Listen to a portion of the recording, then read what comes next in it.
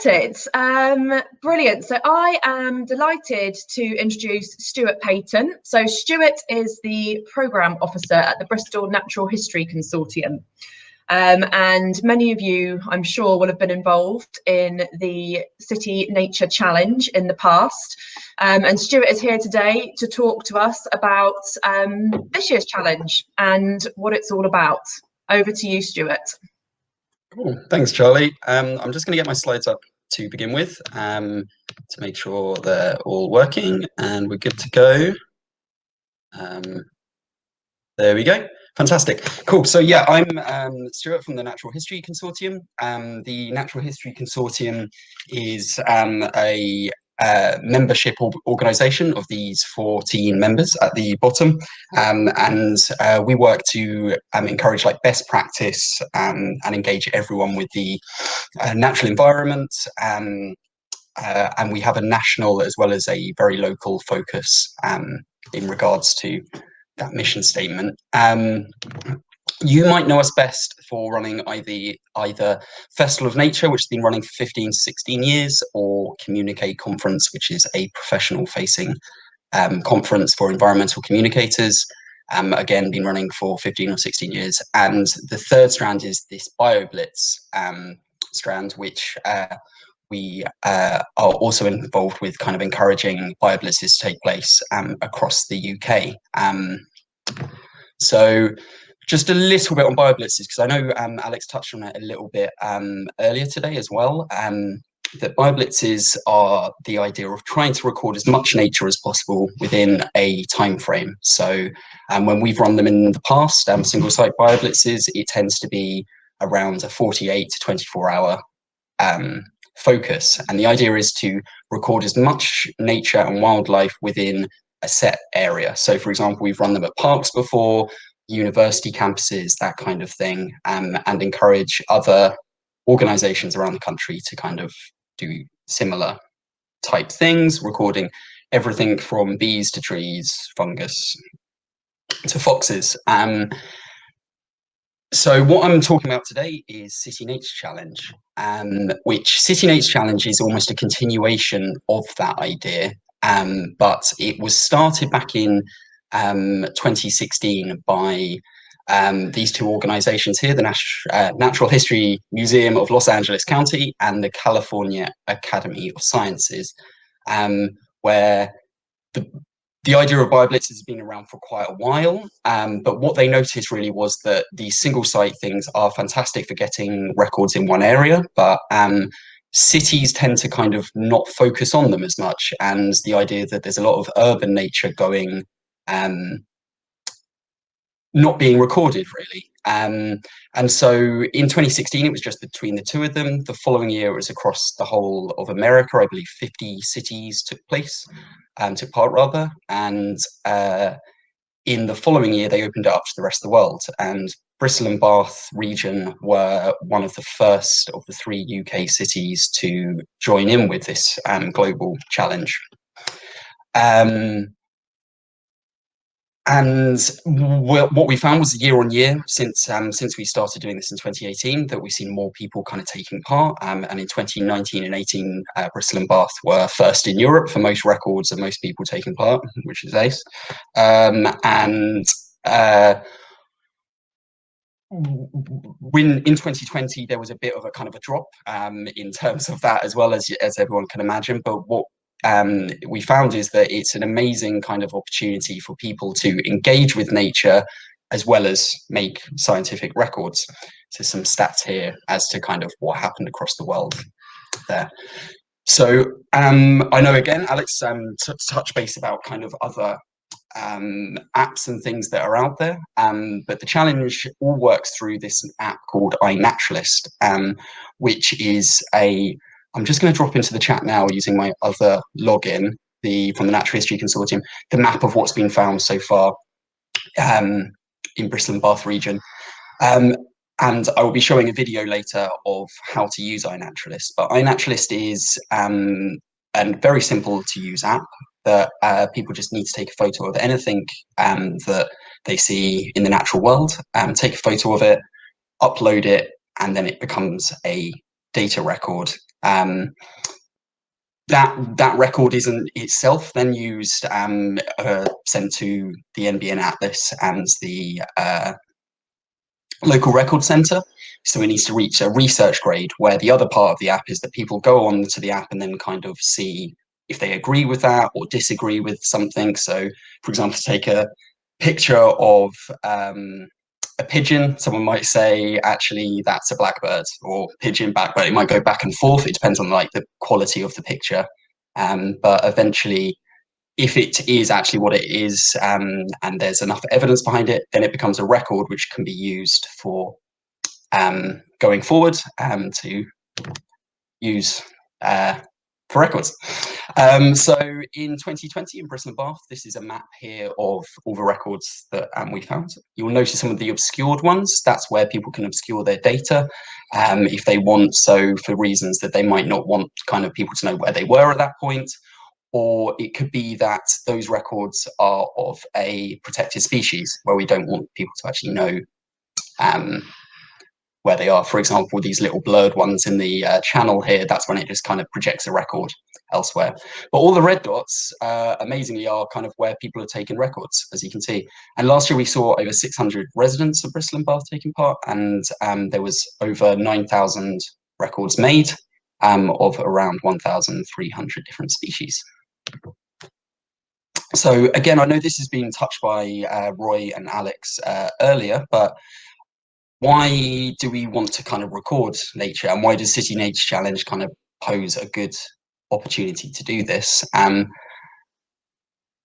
As I'm sure of all of you saw in the State of Nature report from 2 years ago, was that a year ago now? Anyway, losing track of time in lockdown. 41% of UK species have declined since 1970s. And we know this because of data. And so much of this data is recorded by citizen scientists and volunteers, which is where, you know, opportunities like this come up, and the RSPB Big Garden Birdwatch, where we can get lots of kind of residents and the general public's kind of involved in one big thing to record nature all at once. And through that, we can kind of see when things are bouncing back, hopefully, you know, and the mental health benefits, which I know that's going to be touched on this morning, so I'm not going to go into it, but lots of mental health benefits, and kind of looking closely at nature and really noticing the changes in the natural world. So what's happening in 2021? The challenge this year is between Friday the 30th of April and Monday the 3rd of May. Across the world, there's 400 cities taking part. I think all 6 continents. In previous years, that's 7 continents with a research base in Antarctica joining in, but I don't know if that's taking place this year. And here at the Natural History Consortium, we're also leading on the UK part of it. So the one downside historically for City Nature Challenge is that you have to be within a city taking part. So we've also made a UK map to make sure that whether you're just outside of the Bristol and Bath region, your records still kind of go onto the iNaturalist map. Across those 4 days, we've got a program of digital and self-directed events and activities taking place. Obviously, this year it's all digital. In the past, we've been able to run like single site bioblitzes in conjunction with this and various activities around places. But we're keen to kind of hear from anyone who's doing any recording over those 4 days to make videos or question and answer type things. And before the event itself, we're going to be running these iNaturalist training sessions to either parks groups or other community groups, just to get people kind of up to speed on using the app so that records can be kind of flowing in over those 4 days. So there's the UK map there, and as you can see, this is from 2020. We've got the blackbird was the most recorded species. There was over 70,000 wildlife records over those 4 days. And there was 10 cities taking part last year. That's the website there, citynaturecechallenge.org.uk. We've got lots of resources on how to record nature there, and the activities that will taking place will be uploaded there in the next month. And to make sure to follow that hashtag as well, and can see all the activity taking part. So hopefully, actually before that, I'll just see if there's any questions in the chat while I'm screen sharing. Cool. Yeah, if anyone's got any questions as well, I've got to say, please drop them in the chat. I just couldn't see them because of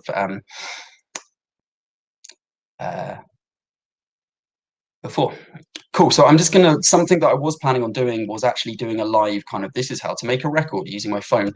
Unfortunately, I couldn't actually get that working on Hopin, but I will just quickly show you a video of how this app works. Just need to load it up on my computer.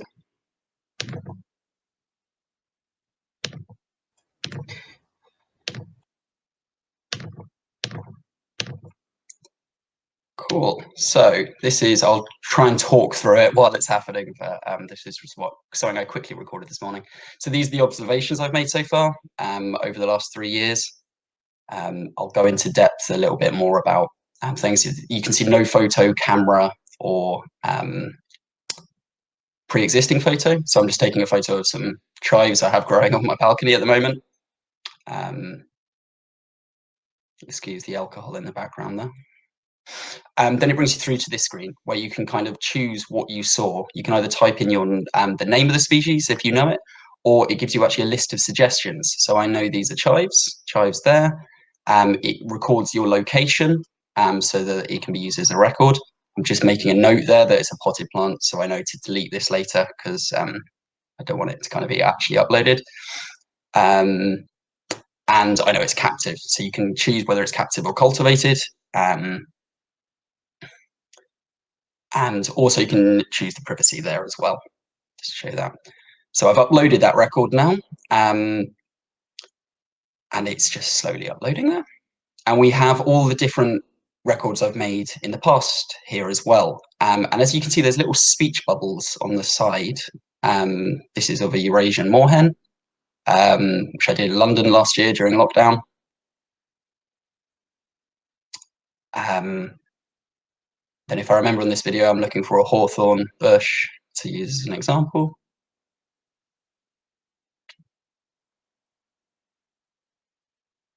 Nice. So this is a hawthorn here in Bristol from a few years ago. And there's that little speech bubble there. And because of 2 people have said that it is a common hawthorn, that is now research grade. So that will now go on to support things. Cool. Stop sharing that.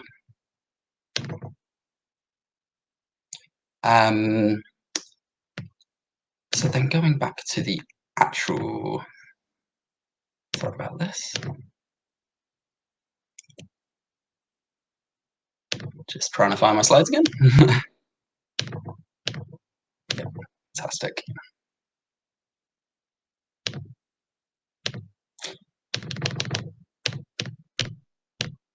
Cool. So yeah, it's a free app to use, and it will be really beneficial to get as many different community groups as possible. So that's that little demonstration there. We're also, as I mentioned, running these kind of training workshops on how to use iNaturalist, which we'll be doing over Zoom. So please do get in touch over the next week or come Monday when I'm back in the office to kind of organise if you've got a community that you would like to see some type of training taking place.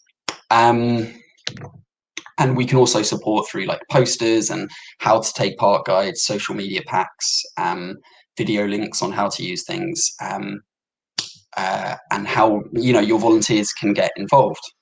So just jumping back now to just wanted to go back a few slides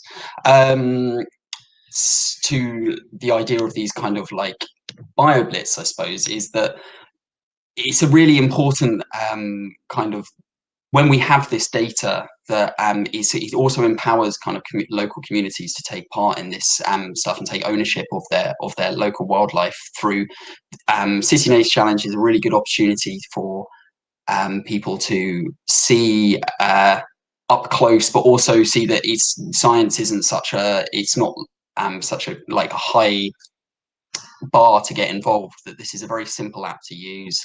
The records really help, and that all of these records will go onto the local record centre, NBN Atlas, and they'll kind of help inform things going forward, really. I will just quickly now see if we got any questions. Please do ask questions if you got there. Just going to look through these. Sorry if it takes a while and I'm just looking at the screen. Ted Fowler, yes, definitely. Social capital. It pretty much what I just said. Yeah, and what you've written there, people, connection, enthusiasm. This is, we almost think of this as the gateway drug to getting into like more recording. That is, anyone can take part, whether they're someone who just knows daisies and dandelions, or is a trained naturalist or ecologist. Records are useful, and because of how simple the app is to use, it's also very useful for getting down to minute spiders all the way up to like oak trees and things.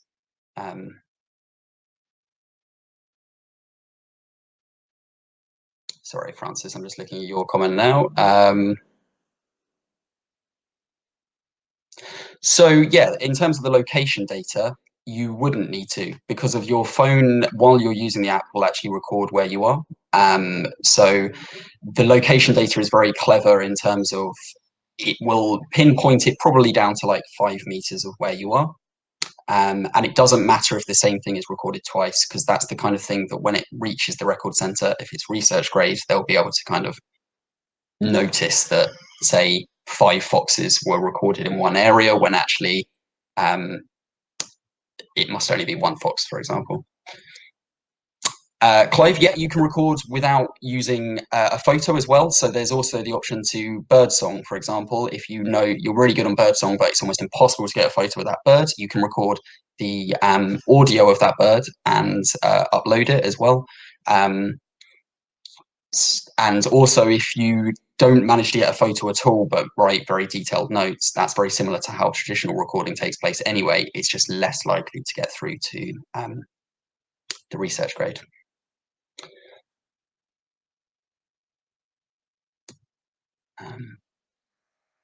Sorry, everyone, just looking through the comments here.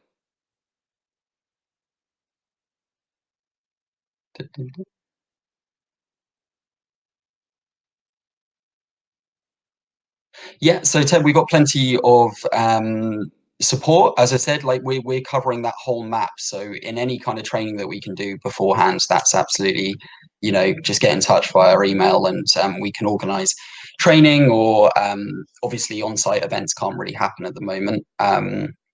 But we're very keen to kind of encourage groups to either go out individually, or by then it'll be rule of 6, so in small groups of people.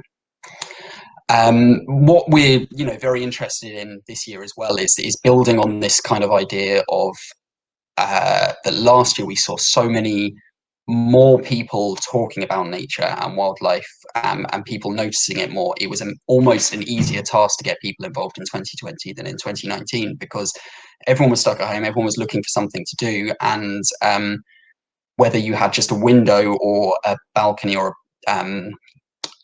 just barely any green space at all, is still something that people can get involved in. And we encourage people to count the spiders they could find in their house, or the weeds between the cracks in the pavement when they're out on their daily exercise as well.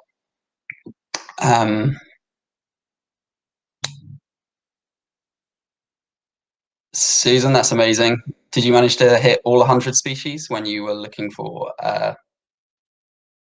all of those? Yeah, so Chimene, sorry if I've said your name wrong there. I posted in the conversation earlier, I'll send it again. So this is the map of what's been found so far. I'm just posting into the chat now. But we will have a fresh map for the 4 days.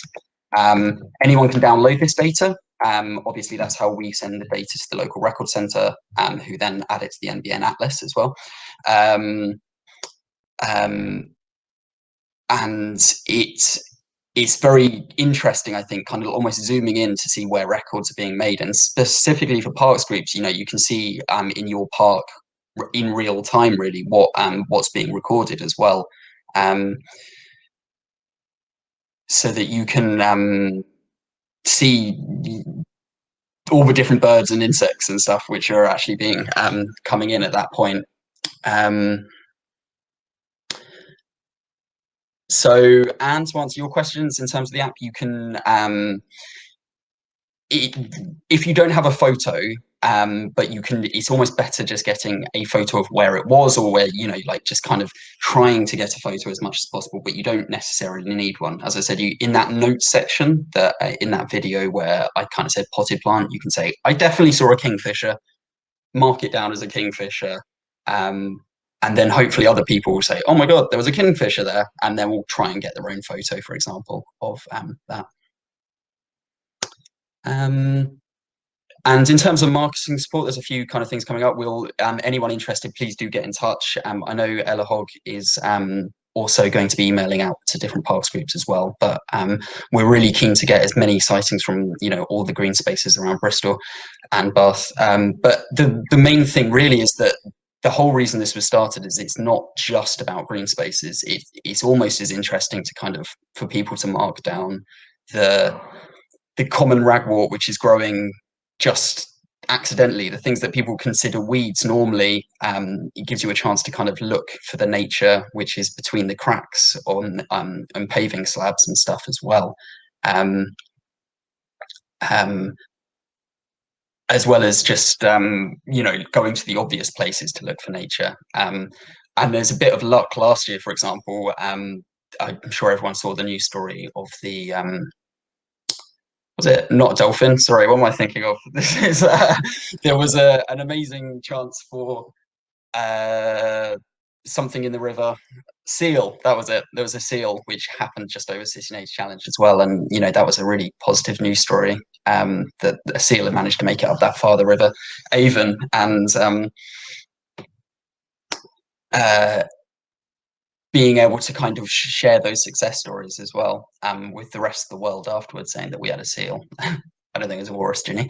And yeah, so the other questions here, we got Francis saying last year people were asking, can they record their wildflowers they planted in their garden? So that's where the captive cultivated side of things comes in, where by all means record them, but it's kind of essential to say, if you know for certain that it's captive or cultivated, to tick that box to make sure that it's not recorded as something that is either an invasive species or is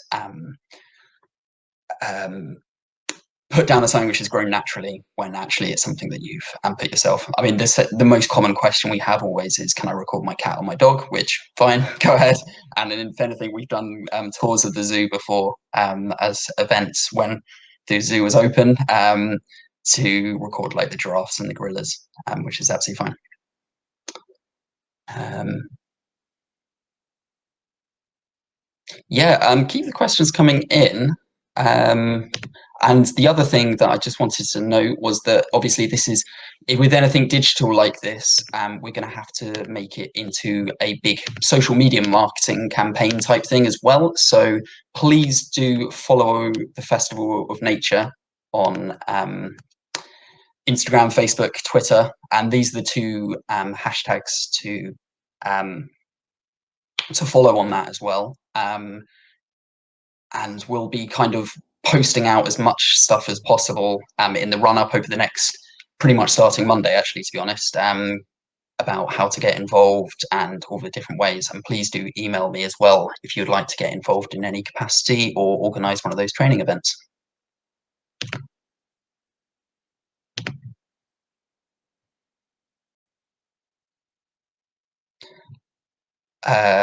Francis, just want to see there. I mean, that's so in terms of those captive cultivated things, the wildflowers are, if you've planted wildflowers, then it's a bit of a grey area, to be honest, but it's almost better just to kind of tick that it's cultivated just on the off chance. But it won't really matter anyway, because they're a native species, that it will probably still count as a record. And Chamin, are there any key species that you want, that we want us people to record? No, that's the whole idea behind it, really, is that it's going out and recording everything. Something that we've done before is just encourage people who are complete beginners to recording, just to go, here are 5 very obvious species which people know, stinging nettles, dandelions, daisies, for example, and just go out, record those. And that's still useful data because it's good to have a kind of a background level of what that kind of stuff is coming in.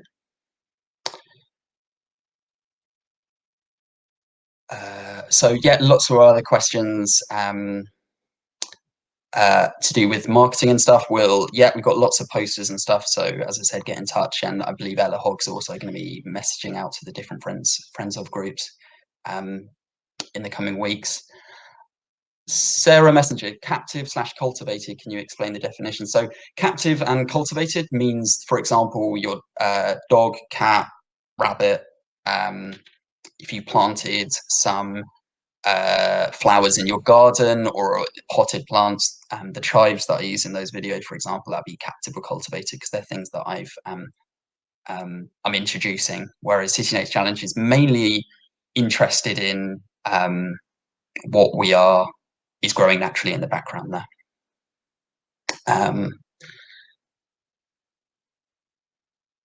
And then Susan, I'm Robert, trade an IG chart and any particular piece I should photograph.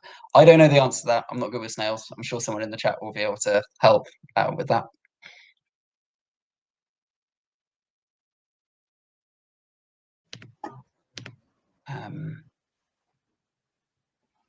Cool. Yeah. Unless anyone else has got any other questions, then